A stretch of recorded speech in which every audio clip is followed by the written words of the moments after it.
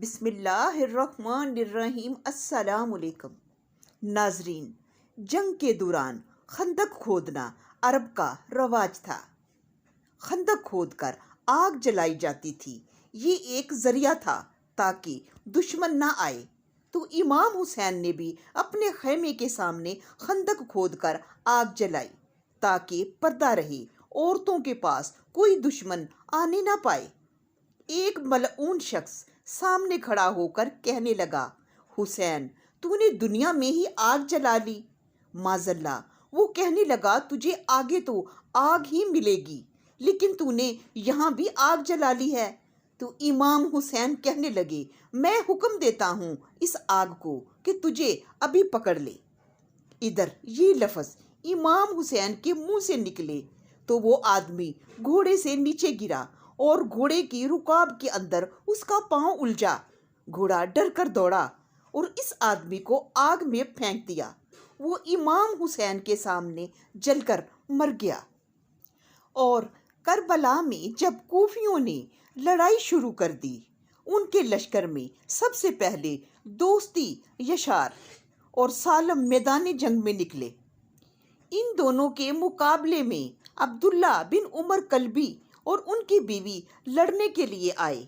عبداللہ کی بیوی کے ہاتھ میں خیمہ کی چوب تھی۔ انہوں نے یسار کے سر پر چوب ماری، وہ چکرا گیا۔ اسی عرصہ میں عبداللہ کلبی نے سالم کو قتل کر کے یسار کو بھی مار ڈالا۔ حضرت حسین نے ان دونوں کے حق میں دعائے خیر کی۔ ان کو دعائے خیر کرتا دیکھ کر ابن جوزا، جسے اپنی شخصواری اور بہادری پر بڑا ناز تھا، کوفیوں کے میمنہ میں سے نکل کر بڑھا اور بولا، اے حسین، میں تمہیں دوزخ کی بشارت دیتا ہوں۔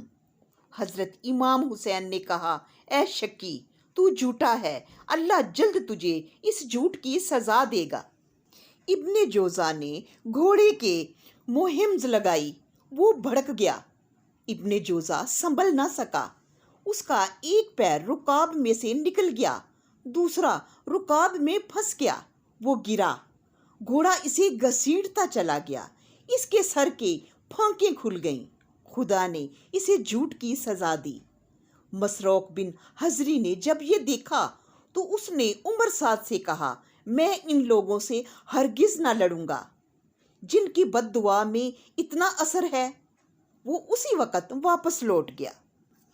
ناظرین، نبی کے نواسے کی زبان میں جتنی تاثیر تھی، اگر وہ صدقے دل سے مدد کے لیے دعا مانگتے تو ان کی مدد کو آسمان سے فرشتے اتر آتے۔ اگر وہ مدد کی دعا مانگتے تو جنوں کے لشکر ان کی مدد کو پہنچ جاتے۔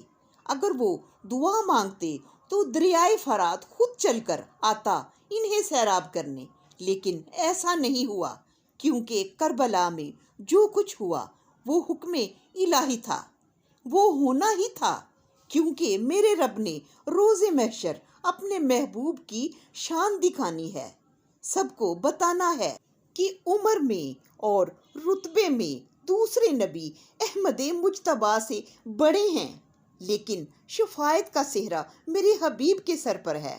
میرا محبوب تمام نبیوں کا سردار ہے۔ یہ سرداریاں ایسے ہی نہیں ملتی، یہ شفاعت کا صحرا ایسے ہی نہیں سجتا۔